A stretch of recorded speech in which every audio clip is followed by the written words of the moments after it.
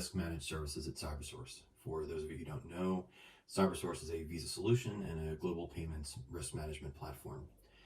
My role is to help companies of all sizes, small, medium, enterprise, and even nonprofit, manage the risks associated with payment acceptance, particularly in the e-commerce space. I'm coming to you from my home in Washington State. I live just outside Seattle in Kirkland. I'll start by saying I hope that you, your friends, your family, all those important to you, your colleagues, are not only staying safe, but also staying sane during these times. It's certainly easier said than done. So this is the first of a few videos that I'm going to share with you. I'll talk about the current fraud landscape, and when I say current, I certainly mean current. We know that everything happening related to this pandemic is changing and evolving daily, sometimes within a day, and we're keeping up with that. What we're seeing with this pandemic is impacting people, of course, and when things impact people, they impact consumer sentiment, and that's impacting what we're seeing with consumer behavior. So with that, I encourage you to comment with any questions or feedback that you have below, and we'll do our best to get those answered for you. So today I'm going to talk about the current fraud landscape and how the current pandemic has created the perfect storm. So first, let's talk about the overall landscape. First, this may go without saying, but it bears repeating. The payments and fraud landscape is almost unrecognizable compared to what it looked like 3 months ago. I gave a presentation at a payment summit in Salt Lake City in, I think, the third week of February. And I was recently looking at that deck where I spoke about consumer sentiment, customer buying behavior and patterns, and virtually none of that was applicable today to what is happening today. Really, the only things that are applicable there are the impact of the migration of brick and mortar to card not present. Some merchants have rapidly responded to new fraud threats. I mean, some merchants are seeing dramatic drops in volume, of course, based on their industry, and some are seeing enormous spikes in their card not present volume. Where they have businesses where typically customers are going into stores, and right now they're shopping online, and maybe either having deliveries, or right now with things opening up, they're having contactless pickup at their brick and mortar location, but the purchase is happening through the e-commerce channel. Some industries are dealing with new government regulations. Certainly that's industry specific and location specific, not just at the federal level, but also the state. And everyone's dealing with different challenges with their own workforce, and we'll get into that a little bit later as well. Some industries' attempted fraud rates have increased, and what we're seeing there is there are vulnerabilities in fraud screening, and there are some reasons for that too, which we'll talk about. Some of that is machine learning, some of that is human resource based. But the real idea here is that in the near future, fraudsters are going to do what they do best, and that is exploit gaps and weaknesses. Fraudsters are constantly, the analogy I use is fraudsters go around they're testing doorknobs to see who forgot to lock their door at night. And right now they're really checking to see who forgot to lock their door. And we're seeing that. We're seeing that with fraudsters who are checking to see which clients or which merchants have, possibly lowered their protections a little bit to try to increase revenue. So it's very important that everyone stay vigilant right now, but especially merchants as they're looking at ways that they're possibly being exploited, to consider that they may be exploited in a much bigger way than they normally would be. So that brings us to the perfect storm, and you look at this is a time when you have fraudsters looking to exploit, and you have merchants at their most vulnerable, as I mentioned. Aside from the vulnerability of having reduced workforces, you also have a scenario where the economy was in many ways almost turned off. So some businesses are relaxing their fraud rules just to make sure that they can generate or recognize more revenue. So sometimes merchants will relax their fraud rules to enable that. Well, fraudsters know that, and to do that, they will, or to take advantage of that, they will simply, ping and or brute force attack a merchant's website to see what they can get through. When you combine that with the fact that, for merchants who rely heavily on manual review, those review teams may be over capacity. Some of those merchants may have had to lay off or furlough their review teams, so they're working with a diminished workforce. They may have had to move to an accept or reject model where they're no longer using review.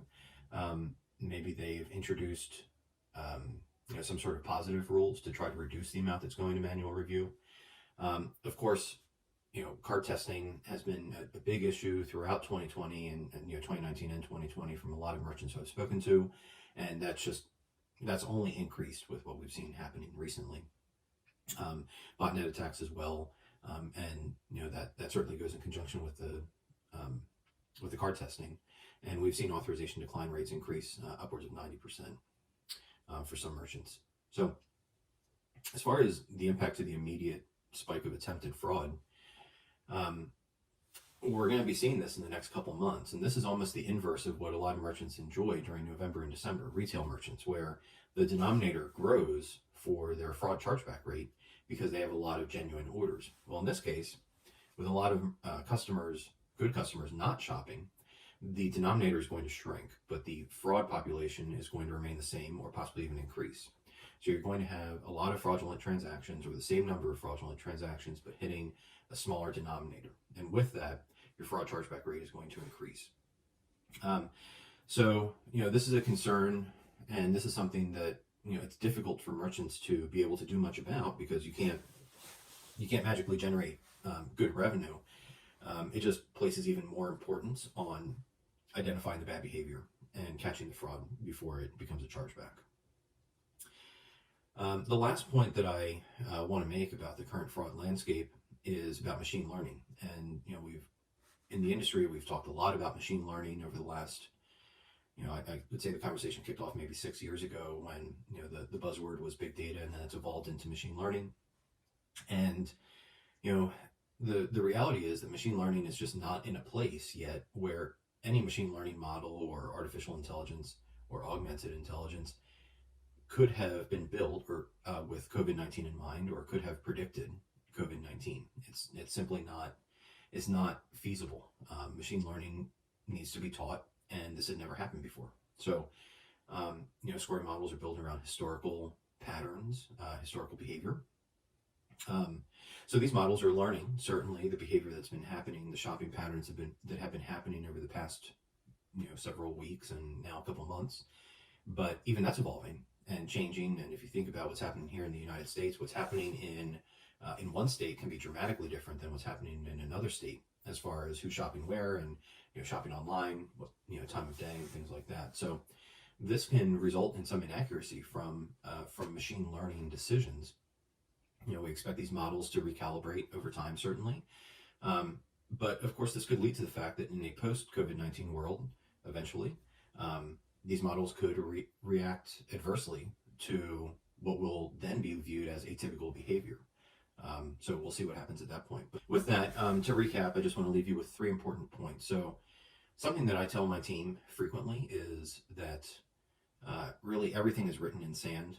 I'm inherently a planner, and I like to plan for as many contingencies as possible, but sometimes that's not possible. And right now, the phrase of the day is that agility wins. You cannot plan for everything, and you have to be able to respond to what's happening and be able to shift as needed. Secondly, attacks are up. Perfect storm is draining resources, and we're already under severe pressure, and that's something that's a reality that we have to deal with.